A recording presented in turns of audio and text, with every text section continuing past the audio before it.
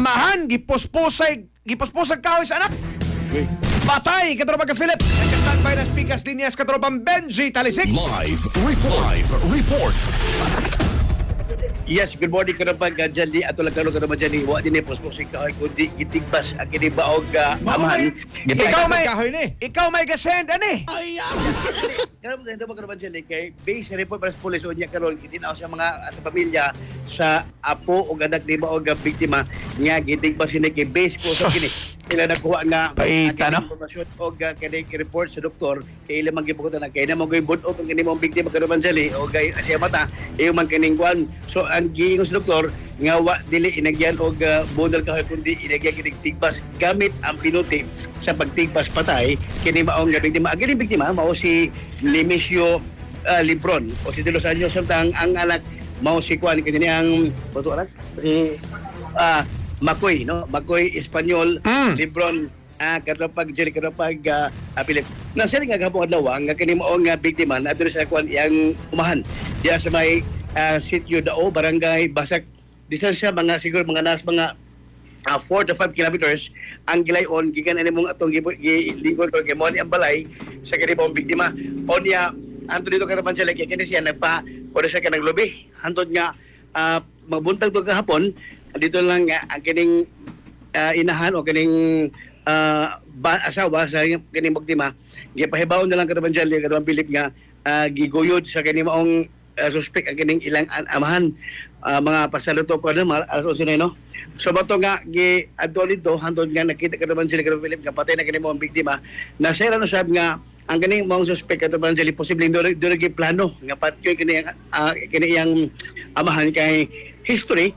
Way back at 2000 mga 2000 ago 13 years ago ang bilibay ang kining suspect ito pa dyan ka mabilip nakapatid na po din murag ka nang kuha na kay nisuol ang iyang hunahuna ayaw pang hunahuna o pag-isip kay posibleng nga kining tigamitig drogas ni ang kining mga suspect kining tuhantun nga mo ito nakapatid na siya so nasuol si Presuan sulo si 18 katuig hangtod nga pagagawas kay uyab di siya tapos ang kito yang nakapuyo gipiansahan siya nagagawas hantod nga namin sa kanang seguruhi gayon o niya nagkaanak murag sa pagtuos sa kabanay nga kini maong suspect nga ilang uyuan kuan kanang kumbaga na uli na wa magdahom ka naman dyan ka naman bilip nga kato ni Suol kagahapon hantod nga niyapot punto nga gitigbas ang kini maong amahan sa kining suspect nga anak nasera po karon sila karon bilip nga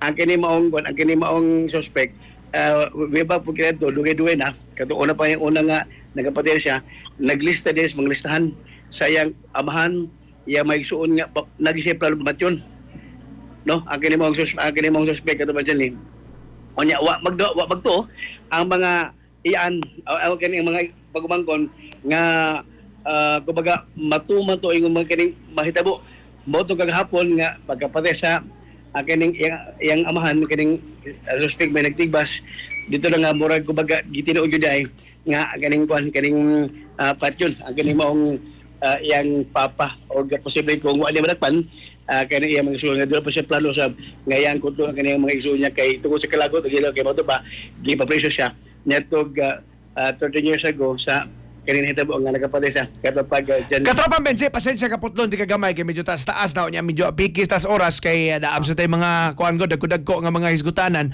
Pwede baka kuan na lang ka mag-sit trip ka dito sa lugar diin gipatay o nya ipang-upload na lang imong ipang interviews. Nya. Medyo distansya. Ang layo diha pero madarag lakaw. Nako sa haya ron.